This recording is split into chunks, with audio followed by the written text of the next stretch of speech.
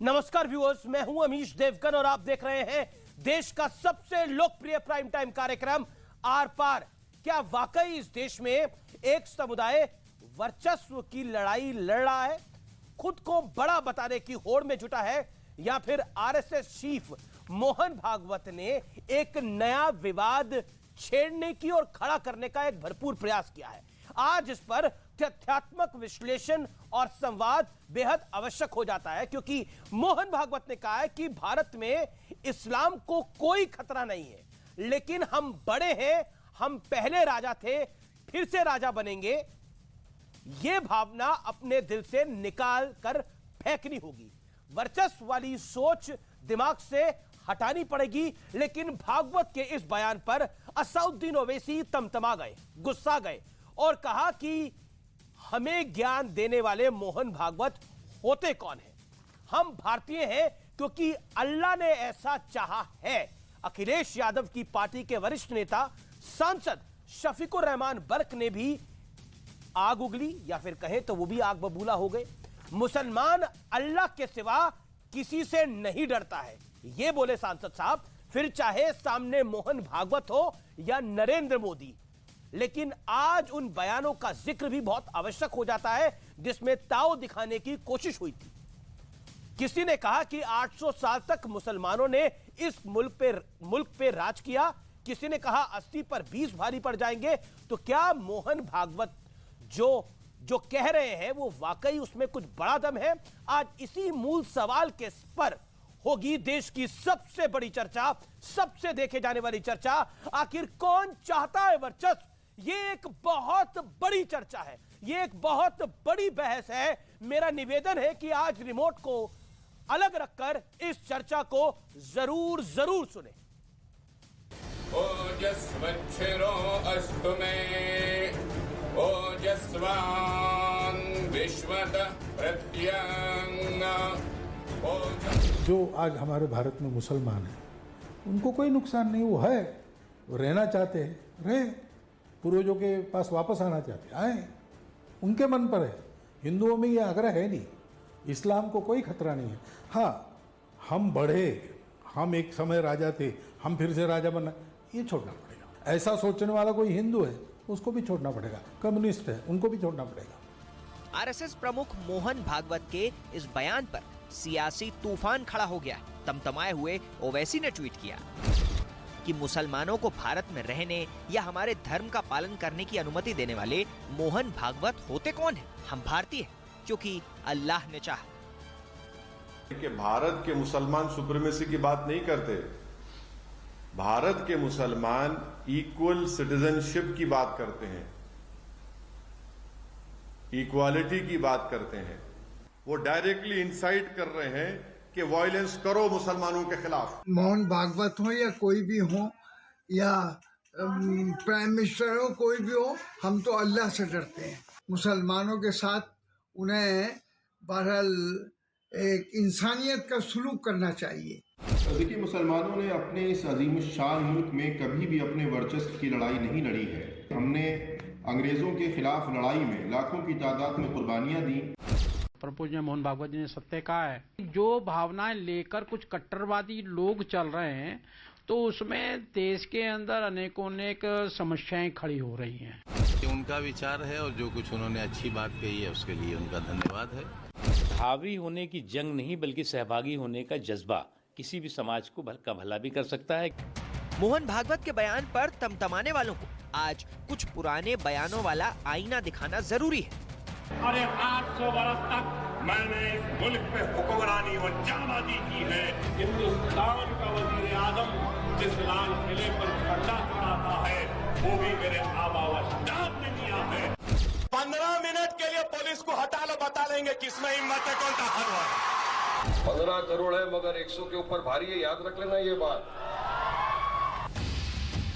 और मुद्दा सिर्फ एक समुदाय का नहीं। मोहन भागवत ने यह भी कहा कि कोई हिंदू है या कम्युनिस्ट है तो उसे भी इस तरह की सोच से मुक्ति पानी होगी। फिर इससे सिलेक्टिव मिर्ची क्यों लग रही है? आखिर किसके मन में चोर है? आज इसी पर होगी देश की सबसे बड़ी बहस। कौन चाहता है वर्चस्व?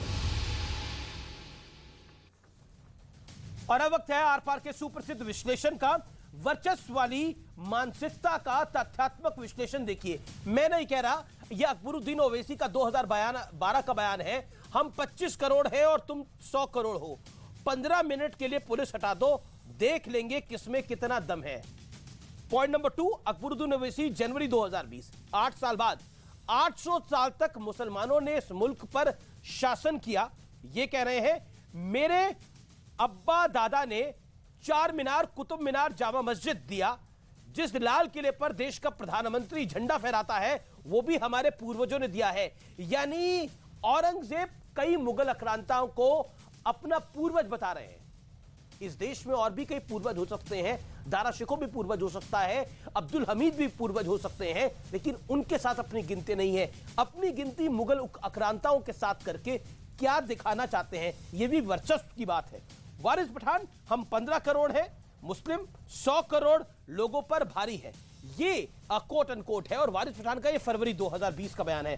तौकीर रजा, अप्रैल 2022, जिस दिन मुसलमान सड़कों पे उतर आएगा वो संभाले नहीं संभलेगा। ये तौकीर रजा अप्रैल 2022 में कह रहे हैं। बड़ा सवाल, क्या वाकई जो आज हम मूल सवाल उठा रहे हैं, क्या वाकई एक समुदाय में वर्चस्व की भावना है, या मोहन भागवत ने ये एक शिगुफा छोड़ा है, एक नया विवाद खड़ा करा है? इस बड़े प्रश्न के साथ आज हम सवालों को उठाएंगे। मेरे साथ स्टूडियोज में मेरे साथ कई मेहमान जुड़ रहे हैं। मेरे साथ वारिस पठान है, उनका अभिनंदन है, जो कि प्रवक्ता है असाउद्दीन ओवैसी की पार्टी के। मेरे साथ मौलाना साजिद रशीदी साहब है, उनका अभिनंदन है। मेरे साथ इस चर्चा में जुड़ रहे हैं शादाब चौहान, जो कि पीस पार्टी के नेता हैं, उनका अभिनंदन है। मेरे साथ इस चर्चा में डॉक्टर अजय आलोक जुड़ेंगे, मेरे साथ प्रोफेसर संगीत रागी जुड़ेंगे इस चर्चा के अंदर। तो आप तमाम लोगों का स्वागत है इस चर्चा के अंदर। मैं सबसे पहले वारिस जी आप ही से शुरुआत करता हूं। ऐसा क्या कह दिया मोहन भागवत जी ने जिसको लेकर असद ओवैसी जी को बड़ी आपत्ति हो गई? उन्होंने बोला कौन होते हैं मोहन भागवत हमें बताने के लिए, ये इंसाइट कर रहे हैं लोगों को हिंसा के लिए। ऐसा क्या बोला मोहन भागवत ने? मोहन भागवत का बयान खंडनीय है, देश को तोड़ने वाला है, मुसलमानों के खिलाफ नफरत फैलाने वाला है और हमारे हिंदू भाइयों को भड़काने वाला है ये बयान। बात नंबर 2, मोहन भागवत कौन होते हैं इस तरह का बयान करने वाले और शर्त लगाने वाले कि देश के मुसलमानों को इस तरह रहना चाहिए? कब कहा देश का मुसलमान ने सुप्रीमेसी की बात? देश का मुसलमान तो चाहता है कि हमको इक्वालिटी मिले, संविधान के दायरे में हम रहकर अपनी बात रखते हैं, संविधान ने सबको इक्वल राइट दिया, हम इक्वालिटी की बात करते हैं। किससे इंटरनल सिक्योरिटी को खतरा है? मोहन भागवत ने बताया खतरा तो इंटरनल सिक्योरिटी को चाइना से है, जिसको लाल आंख दिखाने से मोदी जी डरते हैं, 56 इंच का सीना नहीं दिखाते, तो उनका नाम लेना चाहिए था मोहन भागवत को। मोहन भागवत कभी कहते हैं कि सबका डीएनए सेम है, कभी इस तरह की बात करते, और ये आरएसएस ही है ना। अमीश भाई, मेरा सवाल है कि आरएसएस ने देश की आजादी के लिए क्या योगदान दिया था? देश की आजादी के वक्त हम तो अपनी जानें गंवा रहे थे, शहीद हुए हमारे लोग, तब जाके देश आजाद हुआ। और ये तो ब्रिटिशरों के तलवे चाट रहे थे, माफीनामे पे माफीनामे लिखे जा रहे थे इनकी तरफ से। तो 52 साल तक अमीश देवगन जी या आरएसएस वालों ने हमारे तिरंगे को इनके नागपुर के हेडक्वार्टर पे नहीं लगाया, हमारे तिरंगे का अपमान करते थे। लेकिन आप मुझे एक शब्द बताइए जिसमें मोहन भागवत ने पाठ पढ़ाया जा रहा है। जी, आप मुझे एक लाइन बताइए जिस एक लाइन पर या 2 लाइनों पर आपको आपत्ति है। अगर आप बताएंगे तो आसानी होगी बात को समझने में। तो मैंने इतना बड़ा बताया आपको, आपत्ति के बारे में आपको नहीं समझ आया क्या अमीश भाई? हमको आपत्ति यह है कि बार बार हमारी नेशनलिज्म और पेट्रियटिज्म को क्यों चेक किया जाता है, क्यों हमको सर्टिफिकेट दिया जाता है नेशनलिज्म और पेट्रियटिज्म का? हम ये बताना चाहते हैं कि हम इस देश के पक्के सच्चे नागरिक हैं और हम बाय बर्थ और बाय चॉइस हमारे देश भारत में रह रहे हैं। हम तो वो मोहन भागवत ने तो बड़ी सरल ढंग से बोला कि मुसलमानों को भारत में रहना चाहते हैं तो रहे, भारत में इस्लाम को कोई खतरा नहीं है, लेकिन हम बड़े हैं, हम पहले राजा थे। मैं बताता हूं राजा वाली सोच कौन सी है, मैं बताता हूं राजा वाली कौन सी सोच है। अकबरुद्दीन ओवैसी का 2012 का बयान, जिसमें वो कहते हैं हम 25 करोड़ हैं, तुम 100 करोड़ हो।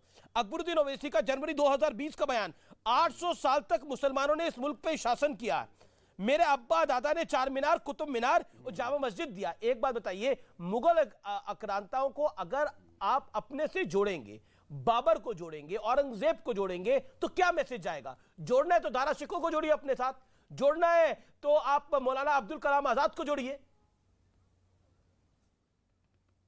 कुछ बयान मैं भी दिखाना चाहता हूं अमीश भाई, आप भूल गए तो मैं आपको याद दिलाना चाहता हूं। मैं वर्चस्व वाले बयान की बात कर रहा हूं। क्या हुआ था वहां पे, क्या बयान दिया गया था? मैं तो आपको बता रहा हूं ना, कुछ बयान मैं आपको याद दिलाना चाहता हूं, आपके दर्शकों के माइंड में याद आना चाहिए बयान। धर्म संसद के नाम पे क्या बयान दिए गए थे? बेटा कलम छोड़ दे, तलवार उठा, मुसलमानों का नरसंहार कर दे। उस बयान को क्यों भूल गए?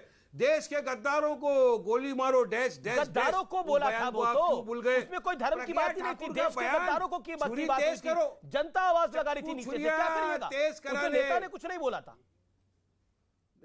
एस्टैब्लिश्ड फैक्ट है सर ये, लीगली। तो आप तो मेरे नेता का बयान दिखा रहे हो ना मेरे को। हाँ, तो आपके नेता ने बोला था, बयान दिखा रहे हो ना, आपके नेता ने बोला था, वहां पर नेता ने थोड़ी बोला था कि गोली मारने की बात नेता ने थोड़ी बोली थी, पब्लिक ने बोली थी। ये एस्टैब्लिश्ड फैक्ट है, लीगली एस्टैब्लिश्ड फैक्ट है। Rest is up to you, you are a lawyer by profession. Pragya Thakur कौन है? प्रज्ञा ठाकुर कौन है? क्या प्रज्ञा ठाकुर ने बोला मेरे बाप दादाओं का चारमीनार था? मेंबर ऑफ पार्लियामेंट है प्रज्ञा। अरे उससे गंदा का उसके देखिए। हाँ, तो जो उसने गंदा बोला उसको कंडेम किया जाता है, उसके साथ कोई समाज नहीं खड़ा होता। सुनिए आप कंडेम करिए जो अकबरुद्दीन ओवैसी ने 2012 में बोला, 2020 में बोला। अच्छा, जो बयान दिया था अकबर ओवैसी ने, उसके लिए वो लंदन में इलाज कर रहे थे, अपना इलाज आधे में छोड़ के आए, कोर्ट के सामने सरेंडर किए, सरेंडर करने के बाद बेल लिए, 10 साल केस चला, उसके बाद कोर्ट ने उनको बाइज्जत बरी कर दिया।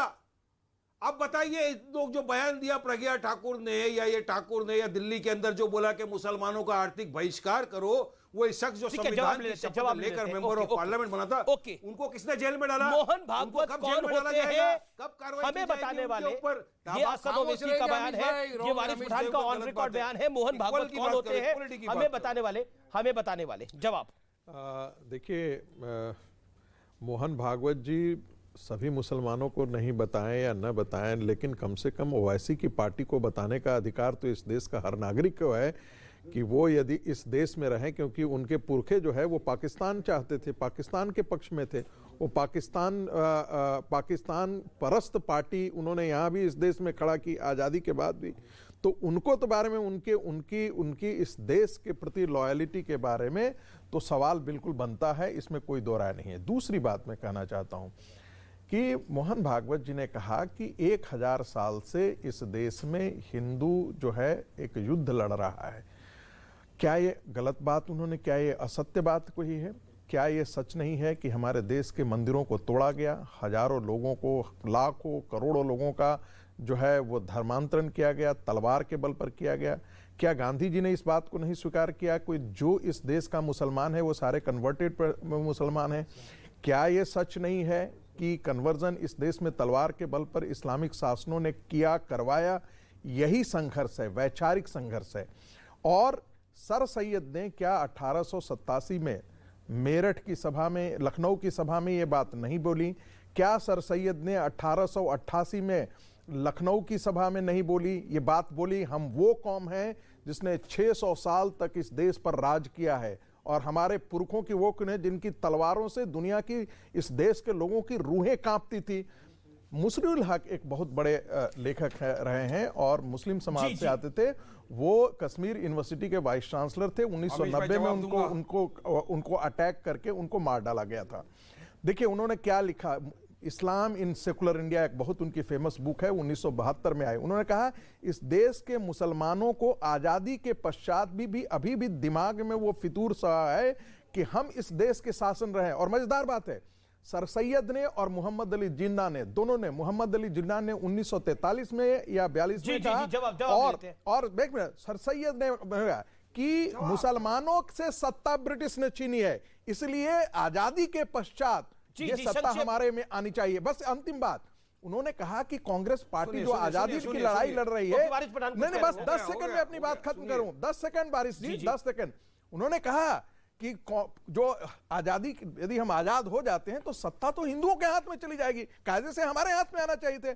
ये 1888 में सर सैयद ने कहा, इस बात को जिन्ना ने दोहराया। तो आज के युग की बात कर रहे हैं, 2022 की बात कर रहे हैं। मैं 2022 में इसकी आवश्यकता देखिए, इसका इसलिए कारण है अच्छा सुनिए कि जो एक सेकंड इसका कारण ये है कि जो इस्लाम की,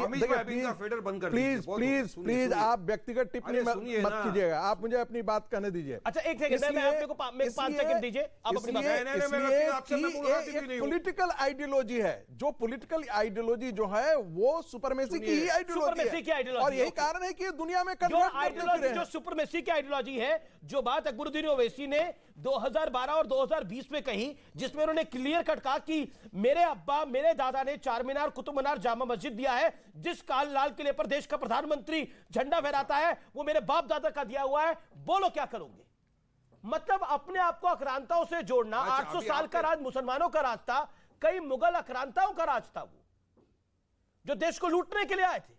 अभी आपके चैनल पे बैठे एक नहीं सुनिए, आपके चैनल पे बैठ के एक प्रवक्ता जो अपने आप को प्रोफेसर बोलते हैं, प्लीज आप व्यक्तिगत टिप्पणी मत करें, ये पाकिस्तान से आई है, क्या नॉलेज देते होंगे स्टूडेंट को, गलत हिस्ट्री सिखाते, कौन अरे छोड़िए ना, हम क्या पाकिस्तान का नाम लिया, अरे राजाकार क्या किया था, अरे राजाकारों ने इस देश के हिंदुओं की हत्या की थी, जिसके तुम समर्थक हो। सुनिए, राजाकारों ने क्या किया था, उसी की पार्टी के समर्थन वाले आदमी। मैं आपके बीच में बोला था क्या? नहीं तो बीच में मेरा नाम लेकर बोलोगे नहीं तो मैं उठ करके चला जाऊंगा। मैं आपको अमीश जी, मैं ऐसा डिबेट नहीं सुनूंगा। आपका नाम लिया क्या? डिबेट में ऐसा नहीं करूंगा। नाम लिया क्या मैंने? अमीश जी आप समझाइए, कोई व्यक्तिगत टिप्पणी नहीं, बदतमीजी नहीं, बदतमीजी नहीं, खाना नहीं पचता। पाकिस्तान कौन गया था? अडवाणी गए थे। अरे पाकिस्तान आपके बाप दादे गए थे, और आपके बाप दादे ही मांगते थे पाकिस्तान, यही सच्चाई है इस देश की। खाने कौन गया था? पाकिस्तान बिरयानी। अरे चुप बैठो, अभी देखो अमीश भाई, इनको आप चुप नहीं करेंगे तो कैसा डिबेट करेंगे? अच्छा, एक एक करके आप दोनों अपनी अपनी बात पे रखिए। बोलने का झूठ नहीं बोल। ओके, मोदी सुनिए, नहीं मैं मेरी बात रखूंगा, फिर इसको बोलने नहीं दूंगा। मेरी बात, अमीश भाई हक और इंसाफ की बात करने बैठा है, वारिस पठान हक इंसाफ की बात करेगा। पाकिस्तान कौन गया था? मोदी गए थे, वारिस पठान के पिताजी नहीं गए थे खाना खाने के लिए।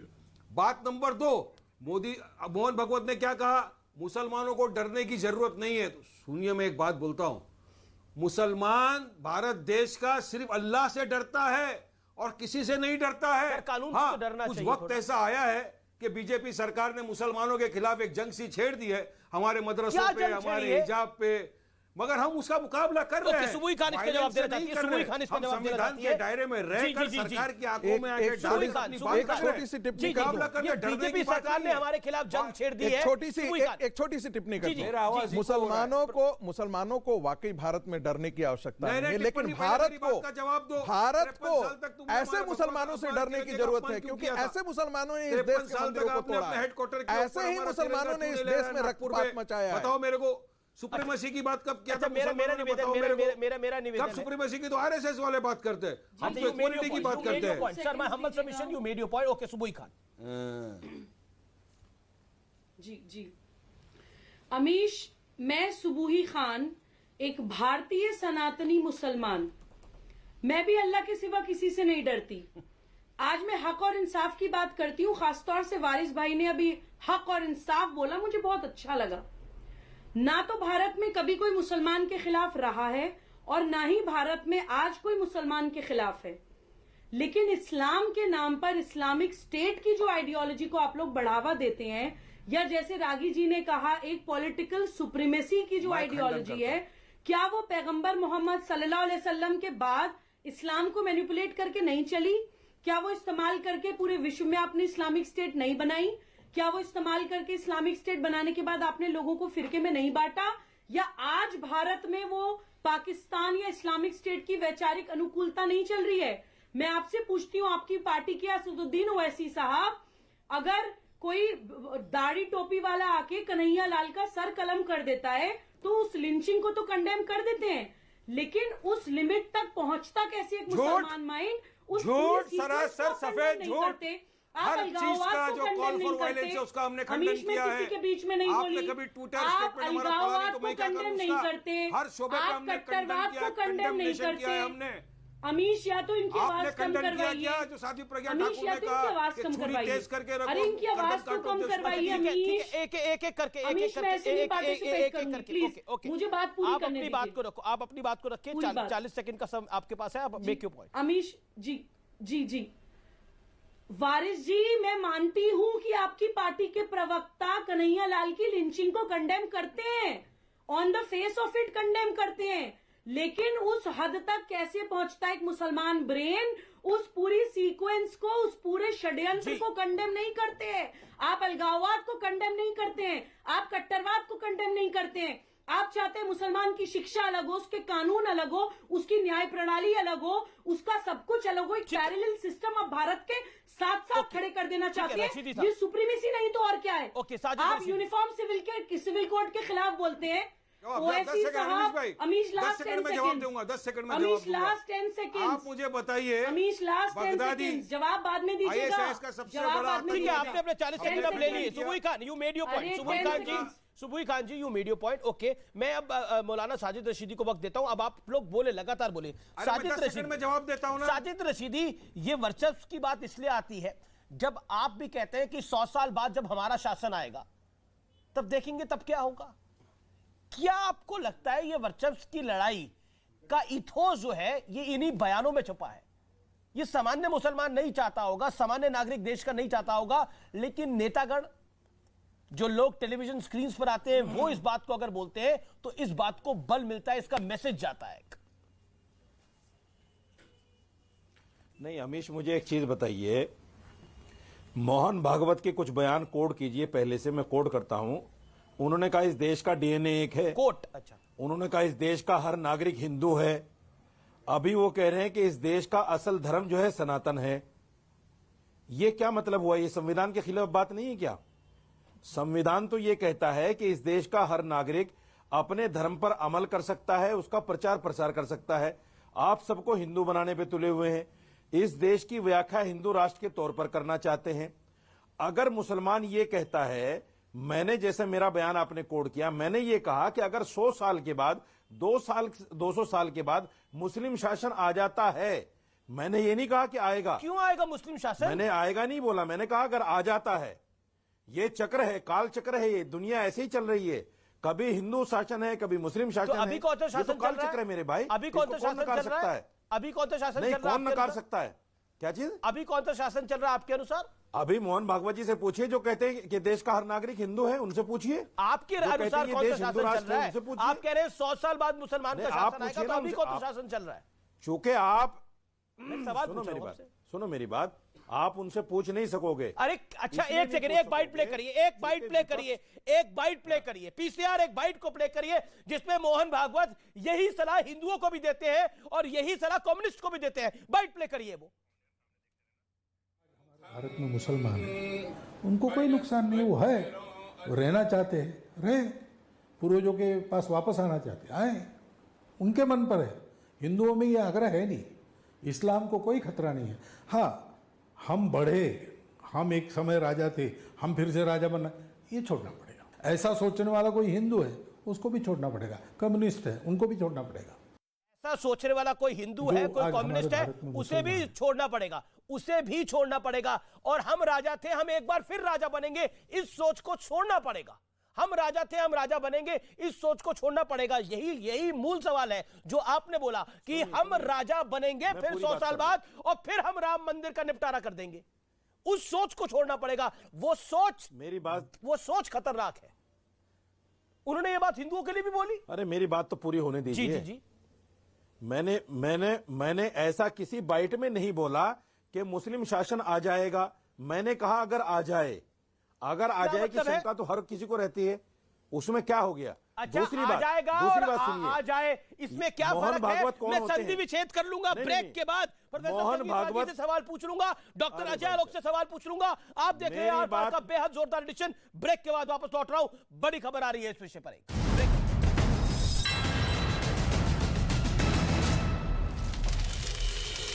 पुलिस ने घायलों को अस्पताल में कराया भर्ती। उत्तर प्रदेश के इटावा में हाईवे पर अधिकारियों की लापरवाही से हुआ बड़ा हादसा। चेकिंग के दौरान घने कोहरे के बीच कई गाड़ियां आपस में टकराई। उत्तर प्रदेश के सहारनपुर में घने कोहरे की वजह से हुआ दर्दनाक हादसा, अनियंत्रित होकर पलटा ट्रैक्टर, हादसे में किसान की मौत। उत्तर प्रदेश के वाराणसी में ठंड और कोहरे का कहर बढ़ता जा रहा है, लोगों को आने जाने में भी भारी परेशानियों का करना पड़ रहा है सामना। ठंड से राहत पाने के लिए लोग आग जलाकर रह रहे हैं। उत्तर प्रदेश के इटावा में जानवर भी ठंड से परेशान हो रहे हैं। ठंड से जानवरों को बचाने के लिए इटावा सफारी प्रशासन ने ब्लोअर का किया इंतजाम। बिहार के बक्सर में सर्दी का संदेशा लेकर के आए प्रवासी पक्षियों ने तालाब में डाला डेरा। बाहरी देशों में बर्फबारी होने के कारण विदेशी पक्षियों ने बक्सर में अपना ठिकाना बनाया। मध्य प्रदेश के ग्वालियर से कड़ाके की ठंड के बीच पुलिस की मानवीय तस्वीर सामने आई। खुले आसमान के नीचे सो रहे एक बुजुर्ग की पुलिस अधिकारी ने की मदद, वीडियो हुआ वायरल। हिमाचल प्रदेश के कुल्लू में बर्फबारी का सिलसिला तेज, दूर दूर से सैलानी बर्फबारी का लुत्फ उठाने पहुंच रहे हैं। हिमाचल के सोनमर्ग में पहाड़ बर्फ से ढके, भारी बर्फबारी के बीच सैलानी यहां पहाड़ों पर पहुंच रहे हैं। महाराष्ट्र के कल्याण मुरबाद हाईवे पर गड्ढों के खिलाफ शिक्षकों ने किया प्रदर्शन। गड्ढों में बैठकर धरना देते दिखाई दिए शिक्षक। गोवा की एक फैक्ट्री में भीषण आग लगने से मचा हड़कंप। आग की ऊंची ऊंची लपटों पर पूरे इलाके में धुएं का गुब्बार छाया। दमकल की गाड़ियों ने आग पर पाया काबू। हरियाणा के बहादुरगढ़ में बदमाशों ने बैंक के बाहर एक लड़के पर किया हमला। दिन दहाड़े पैसों से भरा बैग लेकर हुए फरार। दिल्ली के वजीराबाद इलाके में दिन दहाड़े बदमाशों ने लूट की वारदात को दिया अंजाम। कैश वैन के गार्ड को गोली मारकर 8 लाख रुपए लेकर हुए फरार। लखनऊ में चला बड़ा हादसा, बस के नीचे आने से बाल बाल बचा मोटरसाइकिल सवार। घटना का सीसीटीवी वीडियो आया सामने। राजस्थान के सवाई माधोपुर से दिल दहला देने वाली तस्वीर आई सामने। एक शराब की दुकान में 15 से ज्यादा बदमाशों ने किया हमला, तोड़फोड़ कर कैश लेकर हुए फरार। महाराष्ट्र के ठाणे में स्कूल से अगवा कर हत्या की गई। पुलिस ने बच्चे के शव को बरामद कर लिया है, आरोपी को किया गया गिरफ्तार। झारखंड के जमशेदपुर में रेलवे की जमीन पर बने अवैध निर्माण के खिलाफ बड़ी कार्रवाई हुई है। जिला प्रशासन और रेलवे ने अभियान चलाया, अतिक्रमण पर चला बुलडोजर। उत्तर प्रदेश के मेरठ में कार के ऊपर चढ़कर कुछ लड़कों ने किया हंगामा। शराब के नशे में हंगामा करने का आरोप, वीडियो हुआ वायरल। उत्तर प्रदेश के शाहजहांपुर में 70 लाख रुपए के ड्रग्स के साथ एक तस्कर हुआ गिरफ्तार। पंजाब में सप्लाई करने जा रहा था ड्रग्स। मध्य प्रदेश में सरेआम गाड़ी पर जानलेवा स्टंट करने पर एक कुख्यात बदमाश को मिली सजा। आरोपी वाहन चलाते हुए पाया गया तो दोबारा जाना पड़ेगा जेल। हरियाणा के रोहतक में पिता और बेटी का शव मिलने से मचा हड़कंप। आरोपियों की तलाश में जुटी पुलिस। जम्मू कश्मीर के शोपियां में तेंदुए की वजह से दहशत फैली। वन विभाग के कर्मचारियों ने पेड़ पर चढ़े तेंदुए को कड़ी मशक्कत के बाद रेस्क्यू किया। चीन की सीमा तनाव के बीच सरकार ने रक्षा के क्षेत्र में बड़ा फैसला किया। सेना की ताकत बढ़ाने के लिए रक्षा खरीद परिषद ने 4,276 करोड़ से ज्यादा के हथियार और उपकरण खरीदने को मंजूरी दी। महंगाई की मार झेल रहे पाकिस्तान की हालत बद से बदतर होती जा रही है। आटे के लिए सड़कों पर बैठकर रोते नजर आए लोग। कंगाल पाकिस्तान की सड़कों पर रोटी के लिए मची भगदड़। रोटी के लिए ट्रकों के पीछे भागते हुए दिखाई दिए लोग। पाकिस्तान के पूर्व प्रधानमंत्री इमरान खान की मुश्किलें बढ़ी। चुनाव आयोग की अवमानना के मामले में इमरान खान समेत पार्टी के बड़े नेताओं के खिलाफ गिरफ्तारी वारंट जारी। अमेरिका के कैलिफोर्निया में बर्फबारी के बाद बाढ़ की मार, जगह जगह भरा पानी, शहर टापू में तब्दील। चीन के शंघाई में स्वास्थ्य सेवाएं पूरी तरह से बिगड़ी। अस्पताल में सभी बेड भरे, मरीज जमीन पर लेटकर करा रहे हैं इलाज। चीन में कोरोना से बढ़ती मौतों के बीच शमशान में लगा शवों का ढेर। शमशान में काम कर रहे लोगों का लगातार काम करके बुरा हाल। और शिकागो में हाईवे पर प्लेन की हुई इमरजेंसी लैंडिंग। उड़ान भरते वक्त हवाई जहाज के इंजन में आई खराबी। उत्तराखंड के जोशीमठ में दरार पड़ने की वजह से 700 मकानों में संकट गहरा गया है। मकानों को खाली कराया गया। दहशत के बीच लोगों के लिए राहत और बचाव का काम लगातार जारी। जोशीमठ में पानी के रिसाव से बिगड़े हालात। जमीन में 2-2 फीट चौड़ी दरारों से लोगों की बड़ी टेंशन। जोशीमठ में इमारतों को गिराने के पहले विरोध प्रदर्शन शुरू। लोगों ने सरकार से मुआवजा देने की मांग की और इन सब के बीच रक्षा राज्य मंत्री अजय भट्ट जोशीमठ पहुंचे, हालात का जायजा लिया। उत्तराखंड के टेहरी में भी घरों में चौड़ी दरारें आई हैं। दस्ती जमीन की वजह से अपने घरों को छोड़ने को मजबूर हुए लोग। लगातार बढ़ती दरारों से बड़ा टेंशन। जोशीमठ के हालात पर नजर बनाए हुए हैं प्रधानमंत्री नरेंद्र मोदी। वहां के हालात की पल पल की जानकारी ले रहे हैं प्रधानमंत्री। एक्टर तुनिशा शर्मा मामले में आरोपी शीजान खान की जमानत पर आज फिर सुनवाई होगी। बसई कोर्ट आज शीजान की जमानत पर फैसला दे सकता है। लॉरेंस गैंग के रोहित गोदारा ने जयपुर के कारोबारी से फोन करके 1 करोड़ की फिरौती मांगी है। कारोबारी का आरोप व्हाट्सएप कॉल के जरिए उसे धमकी दी गई। बंगाल के एसटीएफ ने मध्य प्रदेश के खंडवा से सिमी के पूर्व सदस्य को गिरफ्तार किया। एंटी नेशनल गतिविधियों में शामिल था आरोपी। प्रधानमंत्री मोदी ने इंदौर में हो रहे ग्लोबल इन्वेस्टर समिट का वर्चुअली उद्घाटन किया। 2 दिनों तक चलने वाले सम्मेलन में 80 से अधिक देशों के प्रतिनिधि हो रहे हैं शामिल। जयपुर में अखिल भारतीय पीठासीन अधिकारियों का सम्मेलन शुरू। उपराष्ट्रपति जगदीप धनखड़ और लोकसभा अध्यक्ष ओम बिरला सम्मेलन में हुए शामिल। गृह मंत्री अमित शाह ने लाल किले पर जय Hind light and sound show का किया उद्घाटन। करीब 5 साल के बाद लाल किले में लाइट एंड साउंड शो नए सिरे से शुरू किया गया। आरएसएस प्रमुख मोहन भागवत का मुसलमानों की सुरक्षा पर बड़ा बयान। मोहन भागवत ने कहा, आज भारत में रहने वाले मुसलमानों को कोई नहीं पहुंचा सकता नुकसान। जमियत उलेमाए हिंद के अध्यक्ष मौलाना अरशद मदनी के को एजुकेशन वाले बयान पर विवाद बढ़ा। मदनी के बयान पर साधु संतों की भी अब प्रतिक्रिया आई सामने। मध्य प्रदेश के जबलपुर में अग्निवीरों की असली परीक्षा हुई शुरू। जम्मू एंड कश्मीर राइफल्स में सेना के अधिकारी दे रहे हैं नवयुवकों को ट्रेनिंग। बिहार के बक्सर में गांव वालों ने थर्मल प्लांट पर किया हमला। पुलिस की गाड़ी को भी आग के हवाले किया। मुआवजे की मांग पर लोगों ने गुस्सा जताया। पश्चिम बंगाल के आसनसोल में कुरियर कंपनी में पिस्तौल की नोक पर लूट की वारदात। लाखों की लूटपाट करके बदमाश हुए फरार। पूरी घटना कंपनी में लगे सीसीटीवी कैमरे में रिकॉर्ड। ओडिशा के चांदीपुर में शॉर्ट रेंज बैलिस्टिक मिसाइल पृथ्वी 2 का सफल ट्रेनिंग लॉन्च हुआ। मिसाइल ने अपने सभी मानकों पर खरा उतरते हुए टारगेट पर सटीक निशाना लगाया।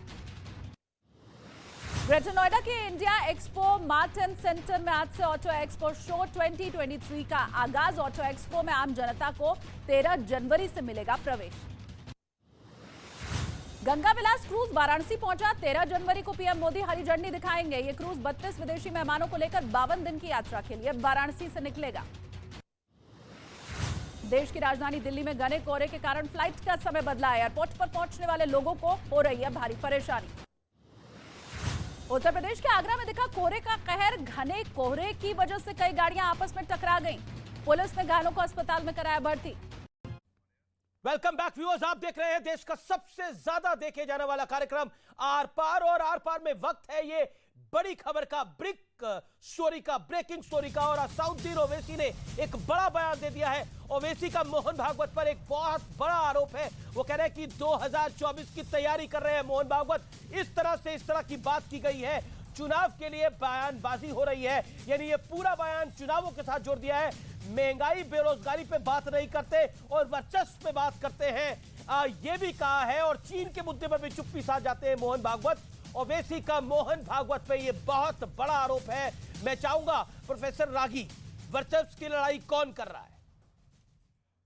देखिए, वर्चस्व की लड़ाई वही करता है जिसकी थियोलॉजिकल पोजीशन ये है कि मेरे देवता के अतिरिक्त और कोई पूजा के लायक नहीं है। और दुनिया में कौन कर रहा है, कौन बम फोड़ रहा है, लंदन में कौन वर्चस्व की लड़ाई कर रहा है, अमेरिका के अंदर एक हिस्से में कौन लड़ रहा था, सीरिया में कौन कर रहा है, अफगानिस्तान में कौन कर रहा है, ये बताने की आवश्यकता नहीं है। मैं 2 चीजें कहूंगा। The puritan Islam is fighting there is the ideology, जो इस्लाम अपने साथ भी लड़ रहा है और इस्लाम दूसरों के साथ भी लड़ रहा है। ये दुनिया की, देखिए, जब 85% मुसलमानों को मारते हैं तो इस आधार पर मारते हैं कि जो ISIS की व्याख्या है, जो बोको हरम इस्लाम की व्याख्या है, वही सच है, बाकी सब गलत है, इसलिए वहां मारते हैं। और दूसरे जगह इसलिए मारते हैं क्योंकि वहां पर जिस इस्लाम को लाना है, नॉन इस्लामिक शासन है, उसको इस्लाम में कन्वर्ट करना है। तो मुझे ऐसा लगता है भारत में वर्चस्व की लड़ाई कहां पर है? यहाँ तो लोकतंत्र है। देखिए लोकतंत्र है, लेकिन जब आप बयान अगर इस तरफ के तो उस तरफ के भी हैं। नहीं, बयानों से इतर जाकर के देखिए, बयानों से इतर कौन अपनी जनसंख्या को बढ़ाने की बात करता है और क्या ऐसा कारण है? मैं एक सवाल पूछ रहा हूं कि जो मुस्लिम डोमिनेटेड एरिया है देश के अंदर, वही थाने सेंसिटिव क्यों होते हैं? कश्मीर के अंदर जहां मुस्लिम डोमिनेटेड एरिया है, वहां से अल्पसंख्यक क्यों भाग जाते हैं? क्यों ऐसा नहीं होता कि बहुसंख्यक हिंदू जहां पर है वहां से मुस्लिमान भाग करके नहीं जाते हैं? दूसरी तरफ से आरोप लगता है कि एक तरफ से दूसरी तरफ से भी चाकू छुरी चलाने की बात आ रही है। ये आती है, बात है। मैं इसका उत्तर देता हूं। मैं इसका बस 10 सेकंड में, दूसरी तरफ से कहा जाता है कि 15 मिनट के लिए पुलिस हटा लो। देखिए 10 सेकंड में इसका उत्तर देता हूं। एक समाज यदि अपने आप को मुस्लिम समाज के तौर पर अल्पसंख्यक के समाज पर पोलराइज करेगा, तो हिंदू समाज या बहुसंख्यक समाज अपने आप को हिंदू के तौर पर नहीं पोलराइज करेगा। ऐसा तो होगा नहीं। यदि आपको अपनी कौम और अपनी आइडेंटिटी बहुत इंपॉर्टेंट है और आप अपने आइडेंटिटी को विस्तार करना चाहते हैं, तो दूसरा अपने लिए जरूर सुरक्षित चाहेगा। मेरे सवाल, एक तरफ अगर 15 मिनट का बयान है तो दूसरी तरफ दूसरा बयान भी। देखिए दोनों में अंतर है। एक वैसा है, एक ऐसी आइडियोलॉजी है जो अपने विस्तार के लिए दूसरों को मारता है, और दूसरा अपने बचाने के लिए कभी कभी हिंसा का सहारा लेता है या एग्रेशन का सहारा लेता है। दोनों में अंतर है। एक है जो अपने विस्तार के लिए करता है, हिंसा करता है और कहता है कि मेरे अतिरिक्त और कोई नहीं। कह रहे हैं जो अकबरुद्दीन ओवैसी ने बोला वो अपने विस्तार के लिए बोला, और जो प्रज्ञा ठाकुर बोल रही है जाड़े के दिनों में हम बंदर टोपी ले लेते हैं, पहन लेते हैं, तो हमारा सेब थोड़ा विद्रूप हो जाता है।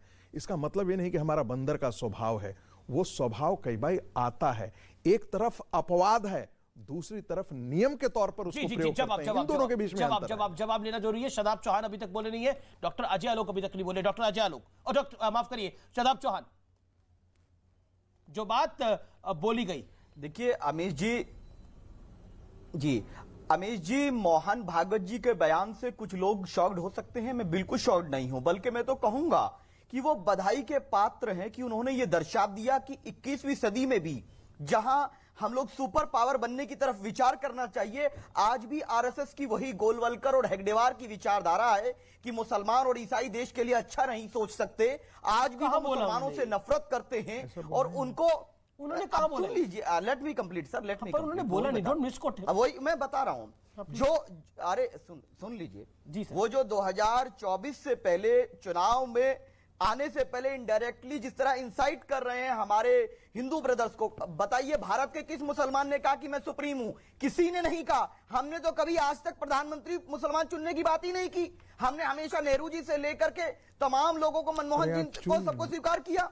और भारत के अंदर राजा का राज कब है? भारत में कोई राजा नहीं है। अगर किसी को लगता है राजा बनेंगे, अरे भारत में राजा सिस्टम चला गया। यहाँ कोई बादशाह सलामत नहीं है, यहाँ जनता चुनती है।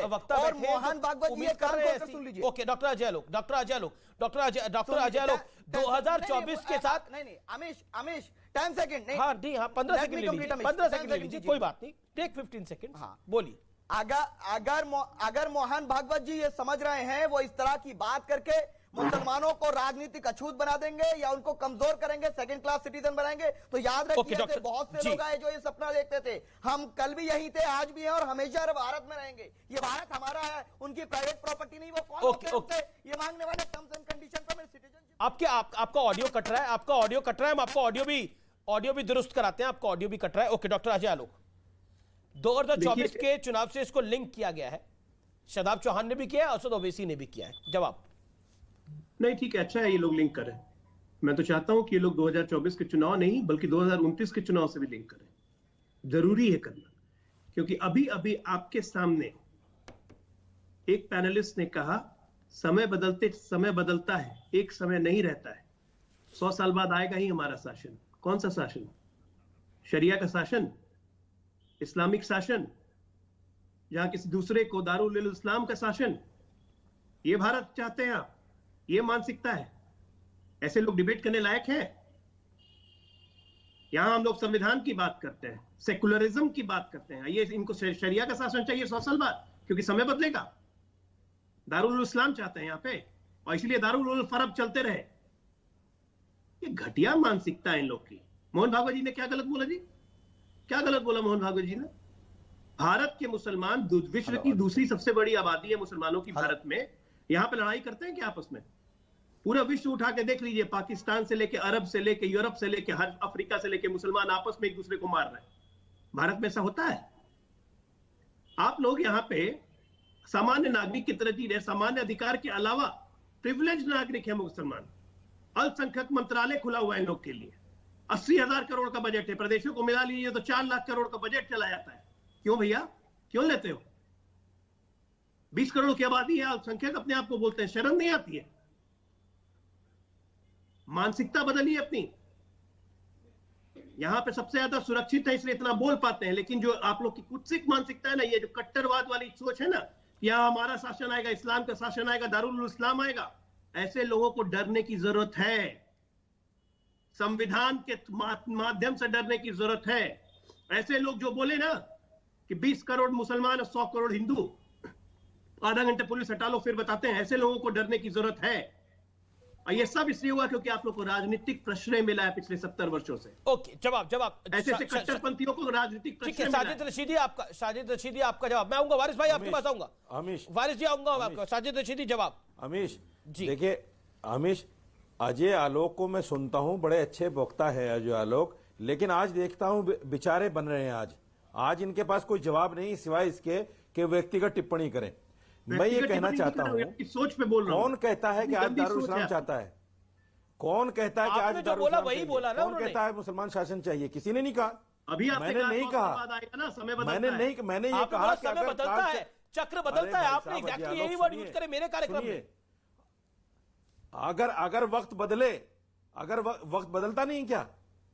बदलता कि नहीं बदलता है वक्त?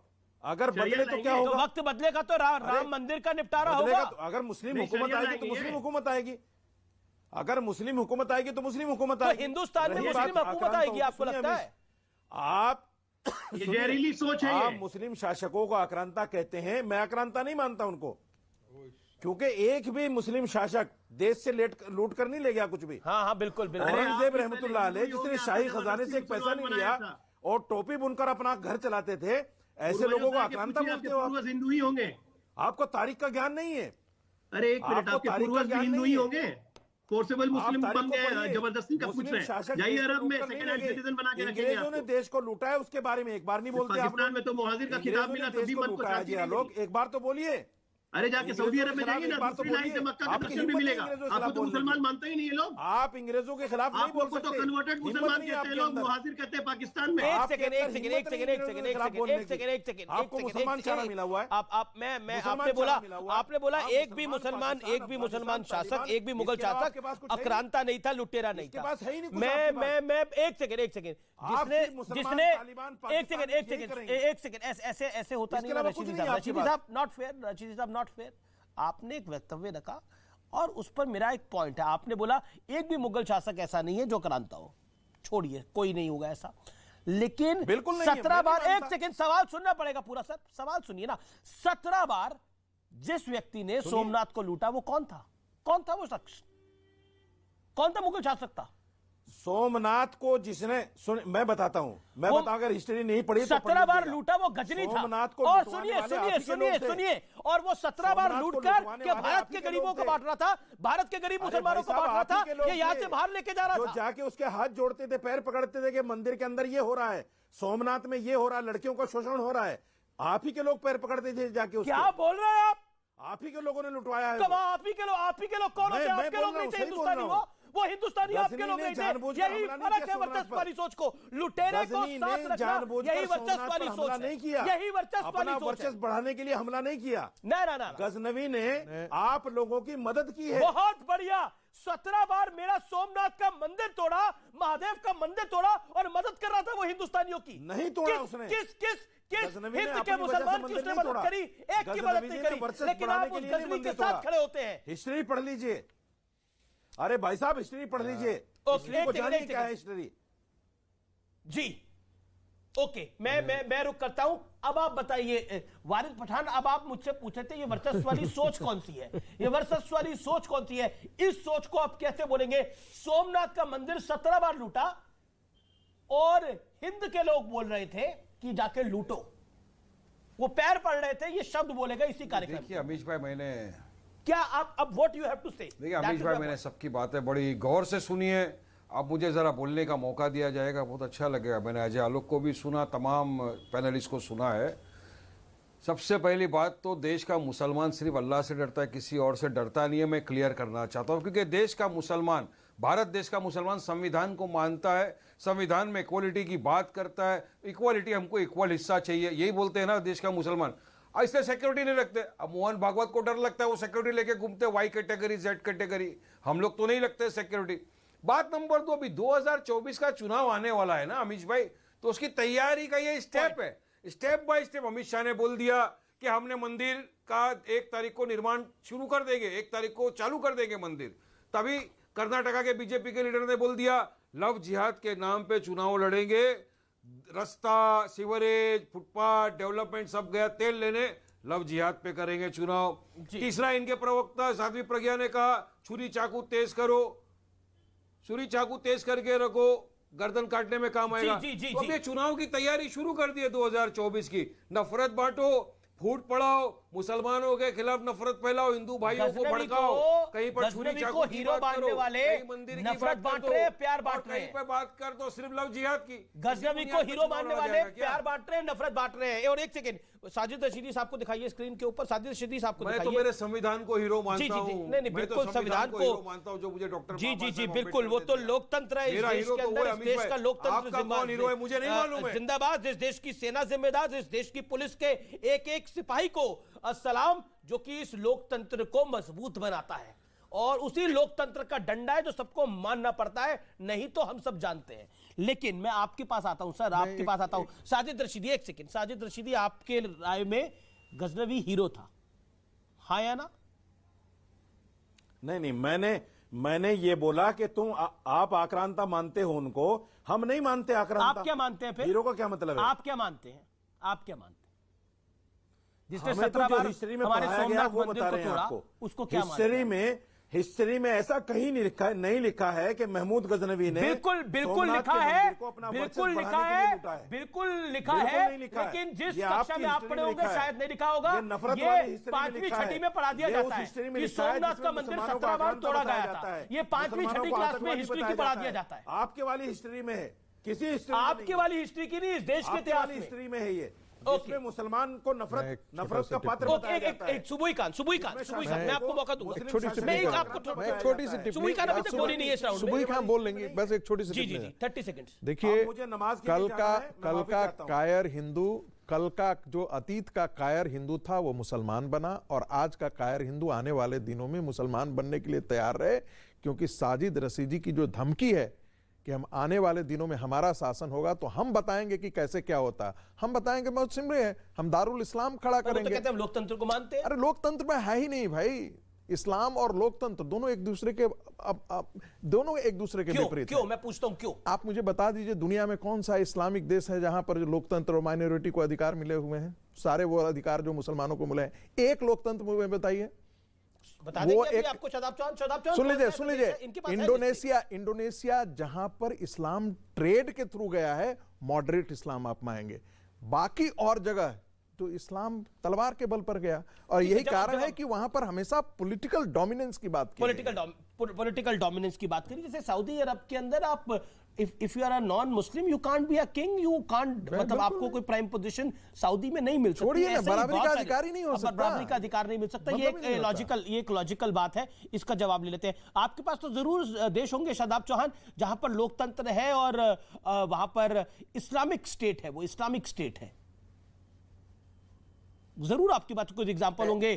तू शट संगीत रागी, आप उनका मुंह शट करने के लिए आपके पास जरूर जवाब होगा। हाँ, प्लीज बताइए। बिल्कुल नहीं, संगीत रागी साहब तो नहीं, मैं प्रोफेसर नफरत से सिर्फ इतना कहूंगा कि आप सारी दुनिया का टेंडर लेके रखते हैं। अरे भैया, कतर फुटबॉल का वर्ल्ड कप करा लिया, आप नहीं करा पाए। सऊदी अरब अर्जेंटीना को हरा रहा है, हम एक फुटबॉल नहीं करा पा रहे। मेरे भाई, भारत की बात करिए, भारत के लोग हैं, भारत के लोग भारत के संविधान के अनुसार राजनीति हम लोग अगर कर रहे हैं, अपने राजनीतिक अधिकारों के लिए संघर्ष कर रहे हैं, आप सारी दुनिया। अरे मैं पूछ रहा हूं सर, भारत की बात कीजिए। आप बार-बार आप जो आपको राइट है, जो आपको हिंदुस्तान में राइट है, वैसा राइट किसी हिंदू को या किसी नॉन मुस्लिम को किसी मुस्लिम स्टेट में हो तो बता दीजिए, मुंह बंद हो जाएगा ना संगीत रागी का, और ये डॉक्टर अजय आलोक का भी और सुबुई खान का भी, तीनों का मुंह बंद हो जाएगा। सुन लीजिए, आपके पास बड़ा मौका है, ये इनका मुंह बंद करिए आप लोग। हाँ, तीनों का मुंह। आप सऊदी अरब और कतर में घूम रहे, फुटबॉल मैच में घूम रहे, हम लोग भारत के, सुन लीजिए, भारत का मुसलमान भारत के संविधान पर विश्वास करता है, बाई चॉइस इंडियन है, और आप बाई चांस इंडियन हो सकते हैं, ये बात स्पष्टता के साथ कहेंगे। हम अगर राजनीतिक अधिकार के लिए संघर्ष कर रहे हैं पूरी दुनिया से, मुझे क्या मतलब, मुझे भारत से मतलब है। और अगर सेकंड क्लास सिटीजन, हम सेकंड क्लास नहीं है, हम ज्यादा फर्स्ट क्लास सिटीजन है। ओके शादाब जी, डॉक्टर अजय आलोक। एक बात बहुत क्लियर है अमीश, कुछ दिन पहले आपने एक शो करवाया था, आपको याद होगा, 2047 भारत इस्लामिक स्टेट, जिसकी प्रतियां पटना में ही पकड़ी गई थी। जी जी जी, पीएफआई के थ्रू जी। और ये कैसे कैसे मॉड्यूल पे काम करेगा, किस तरह से आगे बढ़ेगा, इसकी सब सर्टिफाइड कॉपीज लिखी होगी। आज आपके शो में जो स्लीपर एलिमेंट है, जो इंटेलेक्चुअल एलिमेंट है उस मिशन के, मुझे दिख गए। आपको दिखे चाहे नहीं दिखे, देश को भी दिख गया कि सोच क्या है कि 100 साल बाद इस्लामिक शासन आएगा। इनकी गलती नहीं है, सारे मुसलमान ऐसे नहीं है, ये कुछ एक्सट्रीमिस्ट एलिमेंट है, इनको प्रमोट किया गया पिछले 70 सालों में। प्रमोशन इस लेवल की थी कि 75 में इमरजेंसी के दौरान संविधान में घुसा दिया गया शब्द सेकुलर सोशलिस्ट रिपब्लिक। इस तरह लेवल की प्रमोशन थी। प्रमोशन इस तरह की थी कि देश का प्रधानमंत्री बोलता है पहला हक मुसलमानों का है। प्रमोशन इस लेवल की है कि कोई टेररिस्ट को कंडेम करने से डरता है, कोई टेररिस्ट की मौत पे रोने लगता है। तो जब राजनेता इस तरह से प्रमोट करेंगे तो ऐसे ऐसे एलिमेंट बढ़ेंगे, फलेंगे, फूलेंगे। बीजेपी के प्रवक्ता एक बात को कहते हैं और मैं इसका जरूर जवाब चाहूंगा वारिस पठान आपसे, देन सुबुई खान। वारिस पठान उन्होंने बोला, एक प्रेस कॉन्फ्रेंस में बोला और मेरे कार्यक्रम में भी बोला, आपके सामने भी बोला कि 2014 से पहले, वारिस पठान आपको मेरी आवाज मिल रही है सर? वारिस जी जी मिल रही है जी। Waris, my the straight question to you is tonight is कि उन्होंने बोला कि आंशिक तौर पर, सुधांशु त्रिवेदी ने बोला कि आंशिक तौर पर भारत एक मुस्लिम राष्ट्र था साल 2014 से पहले। और कुछ एग्जांपल डॉक्टर अजय आलोक ने गिनाए, कुछ मैं गिना देता हूं। इशरत जहां एक आतंकी मारी गई, उसको लेकर इस देश में राजनीति हुई। बाटला हाउस में आतंकी मारे गए, मोहन चंद शर्मा इंस्पेक्टर की जान चली गई। मोहन चंद शर्मा के नाम पर आंसू नहीं थे, वहां पर जो आतंकी मारे गए उनके नाम पर आंसू थे। पॉइंट नंबर 3, ऐसा नहीं है कि सिर्फ एक जगह ऐसी है। शरद राव पवार ने 1900 जो ब्लास्ट हुए 90 के दौर में मुंबई के अंदर, उन्होंने एक हिंदू इलाका उन्होंने ऐड कर दिया। उन्होंने बोला मुसलमानों का की तरफ आक्रोश ना हो एक समाज का, इसलिए मैंने झूठ बोला। वो बाद में उसको एक्सेप्ट भी किया, मैंने झूठ बोला।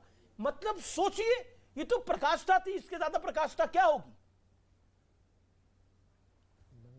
देखिए अमीश भाई, हमने तो हमेशा से हर तरह की वायलेंस का और टेररिज्म का, टेररिस्ट एक्टिविटीज का खंडन किया है। हमारे पार्टी के प्रेसिडेंट बैरिस्टर असदुद्दीन ओवैसी वाहिद वो शख्स थे जिन्होंने आईएसआईएस के चीफ बगदादी को जहन्नुम का कुत्ता कहा था, हेल ऑफ डॉग कहा था। जहां कहीं भी सरतन से के नारे हो, हमने खंडन किया था। मैं सुबुई जी बैठी उनको बताना चाहता हूं कि हमने उसका भी नारे का खंडन किया था। और उत्तर प्रदेश में वोट लेने के लिए बोला, सर सुनना पड़ेगा सर, उन्हीं असद ओवैसी ने उत्तर प्रदेश में वोट लेने के लिए बोला।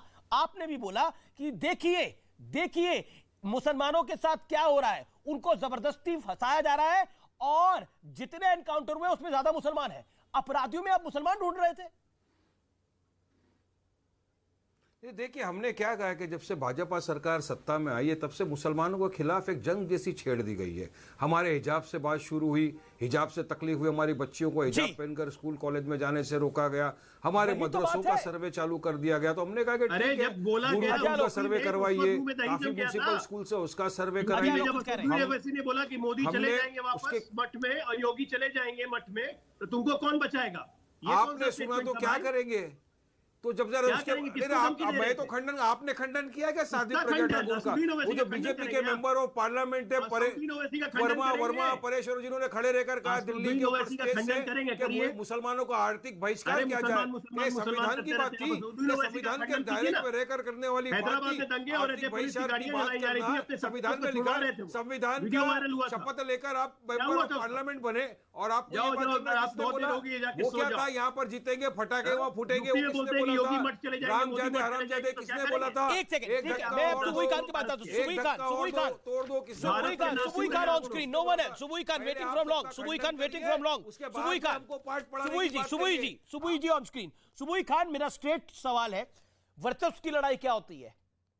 थाने में एक गिरफ्तारी हो जाए, बाहर मॉब इकट्ठा हो जाए, वर्चस्व की लड़ाई है। हमने बेंगलुरु में देखा था क्या हुआ था। हमने देखा कि कैसे इंसाइट किया गया, बोला गया कि देखिए सिर्फ एक वर्ग को टारगेट किया जा रहा है, हालांकि एनकाउंटर बाकी लोगों के भी हो रहे हैं, लेकिन एक वर्ग को टारगेट किया जा रहा है।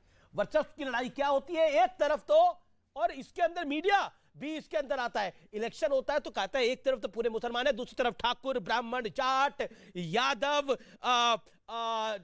गुजर, सारा ओबीसी, सारा समाज, दलित, सारा समाज दिखाया जाता है। वर्चस्व की लड़ाई होती है जब थाने को घेर लिया जाता है, एक व्यक्ति को पकड़ा जाता है और आगजनी हो जाती है। जी अमीश, वर्चस्व की लड़ाई क्या होती है ये आपने और रागी जी ने बहुत अच्छे से एक्सप्लेन कर दिया है। जब मजहब को ईगो का, अहंकार का विषय बना लिया जाता है या फिर सत्ता का विषय बना लिया जाता है, तो ऐसी वर्चस्व की लड़ाई होती है जो हम आए दिन नेशनल टीवी पर और देश में, गांव-गांव में, शहर-शहर में, हर जिले में, डिस्ट्रिक्ट में देख रहे होते हुए। मैं एक बेसिक क्लैरिटी देना चाह रही हूं, क्योंकि बार बार हिंदू राष्ट्र को इस्लामिक स्टेट से मिलाने की कोशिश की जाती है और फिर एक पैरेलल ड्रॉ करने की क्यों कहा जाता है कि सबका डीएनए एक है? ये क्यों कहा जाता है? ये एक सवाल आता है बार-बार। सबका डीएनए एक है, सबका डीएनए एक है। अमीश, मैं यही एग्जैक्टली अमीश, उस सवाल का भी जवाब जो अब मैं बोलने जा रही हूँ, उस सवाल का भी जवाब उस बात से मिल जाएगा। देखिए, सबका डीएनए एक इस बात पे कहा जाता है क्योंकि हिंदू कोई मजहब या रिलीजन नहीं है। Hindu is the Commonwealth of all modes of worship. Kashmir से कन्याकुमारी तक हजारों देवी देवता है हमारे देश में, दो चार और हो जाएंगे तो कोई फर्क नहीं पड़ता। बंद दरवाजों में कोई अल्लाह की इबादत कैसे करता है, खुदा तक कैसे पहुंचता है, उससे कोई फर्क नहीं पड़ता। हिंदू हमारी संस्कृति है। किसी भी जगह की भाषा, भूषा, भोजन, भवन, भेषज, भजन, वहां की संस्कृति होती है। कोई भी मुसलमान जो इबादत, नमाज पढ़े, लेकिन इन सारी चीजों को माने, आत्मसात करे, एक हिंदुस्तानी बन के जीवन जिए, उससे किसी को कोई परेशानी नहीं है। इंपॉर्टेंट पॉइंट है, इंपॉर्टेंट पॉइंट है। इसको थोड़ा फैक्चुअल ले जाते हैं। शदाब चौहान, शदाब चौहान, आप कई कार्यक्रमों में बोलते हैं, आप कई कार्यक्रमों में बोल चुके हैं कि मैं प्रभु राम का वंशज हूं और प्रभु राम हमारे देवता हैं, प्रभु राम का मैं वंशज हूं। प्रभु राम, हम सबको पता है प्रभु राम जो है वो रघुकुल के थे, और आप खुद कहते हैं कि हम तो क्षत्रिय हैं। अब मुसलमानों में तो क्षत्रिय होते नहीं है, आप शदाब हैं और चौहान है, इसीलिए तो सनातनी मुसलमान हुए आप, एज सिंपल एज दैट। इसमें आपत्ति क्यों है? तो डीएनए तो एक ही हुआ ना, अजय लोक का और आपका और हमारा, सबका एक ही हुआ डीएनए। डीएनए कैसे अलग हो गया? कोई अरबी घोड़े पे तो सवार होके आए नहीं आप। बिल्कुल, मैं तो सहमत हूं। सुन लीजिए, कौन से घोड़े पे होना है सवार अभी बताता हूं मैं। देखिए, हमारा मानना यह है कि सबका डीएनए एक है। मेरे पूर्वज श्री राम है और हम तमाम के पूर्वज आदम अलैहिस्सलाम हैं। पूरी इंसानियत के अब्बा आदम अलैहिस्सलाम है। और मेरा रिलीजियस बिलीफ है, ये हदीस है कि जो कोई भी पैदा होता है वो फितरत इस्लाम पे पैदा होता है, बाद में वो अपने मजहब पे जाए, लेकिन किसी पर आप थोप नहीं सकते, किसी की आइडेंटिटी को आप टारगेट नहीं कर सकते। संवैधानिक अधिकार है, हिस्टोरिकली बात कर लेते हैं। लेकिन देखिए, हिंदू रिलीजन जो है, मतलब रामायण, ऐसा माना जाता है कि रामायण जो है वो आज से 7000 साल पहले, 6000 साल पहले के करीब लिखी गई थी। अब आप मुझे बताइए, या फिर उससे भी पुरानी होगी, लेकिन क्या आपको लगता है कि सुबुई खान कुछ कहना चाहती है? सुबुई जी।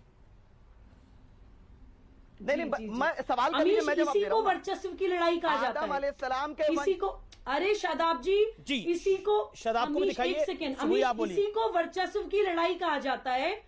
इसी को वर्चस्व की लड़ाई कहा जाता है कि मां पूरी दुनिया में पहला मनुष्य, कोई कहता है एडम, कोई कहता है मनु, कोई कहता है आदम अलैहिस्सलाम, लेकिन इनकी ये वर्चस्व की लड़ाई होती है कि सारी दुनिया माने कि नहीं आदम अलैहिस्सलाम। हमारा बिलीफ, हम किसी पे थोप नहीं है, किसी भी नाम से माने, उससे क्या फर्क पड़ता है? नाम से क्या फर्क पड़ता है? आप कैसे चौहान हो गए?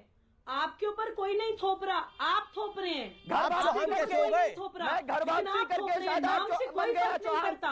क्या परेशानी है? मैंने स्वेच्छा से घर वापसी की है। तो मतलब हम पहले तो कुछ और थे, से घर वापसी कर ली तो किसी को क्या परेशानी? मतलब अच्छा, मैं बोल रहा हूं, मैंने स्वेच्छा से घर वापसी कर ली, मेरा संवैधानिक अधिकार है। अमीश, सिर्फ 5 सेकंड, बहुत अच्छा मैंने घर वापसी कर ली। बहुत अच्छा एग्जाम्पल। जी समय अब इजाजत नहीं दे पा रहा। एक सेकंड प्रोफेसर, एक सेकंड प्रोफेसर रागी भी इंतजार कर रहे हैं, और रशीदी साहब 15 सेकंड गिन के 15 सेकंड। अमीश भाई, मैं ये कहना चाहता हूं, मजहब के नाम पर अपना मजहब किसी पर थोपना, ये ना इस्लाम इजाजत देता है, ना हिंदू धर्म इजाजत देता है। ये बयान बहादुर हैं जो इस तरह के बयान देते हैं। लेकिन वारिस पठान, लेकिन मोहन भागवत ने तो हिंदुओं की भी बात की। उन्होंने बोला हिंदुओं में भी कोई ऐसा सोचता है तो गलत है। उन्होंने तो उनकी भी बात करी। बिल्कुल 5 सेकंड। उन्होंने तो कहा था कि सबका डीएनए पूरे देशवासियों का एक ही है, और हमारा तो ईमान है, हमारा ये मानना है कि सबसे पहले दुनिया में हजरत आदम अलैहिस्सलाम आए और सबसे पहले वो हिंदुस्तान को आए। तो हमारा मानना है कि जितने भी है सब आदम अलैहिस्सलाम की औलाद है। ये विचार जो है वो लगातार चलते रहेंगे। मैं डॉक्टर अजय आलोक के पास भी जाना चाहता था, लेकिन समय इजाजत इतनी देता है। लेकिन हमेशा कहा जाता है मजहब नहीं सिखाता आपस में बैर रखना, लेकिन वर्चस्व की लड़ाई क्या है? वर्चस्व की लड़ाई वो है जब थाने के सामने आप घेराव कर लो। वर्चस्व की लड़ाई वो है जब कश्मीर में आप एक कौम के लोगों को घर से निकाल दो उनके। वर्चस्व की लड़ाई वो है जब हिंदुस्तान के 2 टुकड़े 47 में हो जाए। वर्चस्व की लड़ाई वो है जिसमें हक से अगर मंदिर भी मिल जाए तो बोलो 100 साल बाद निपटारा हो जाएगा। आई रेस्ट माय केस। नमस्कार।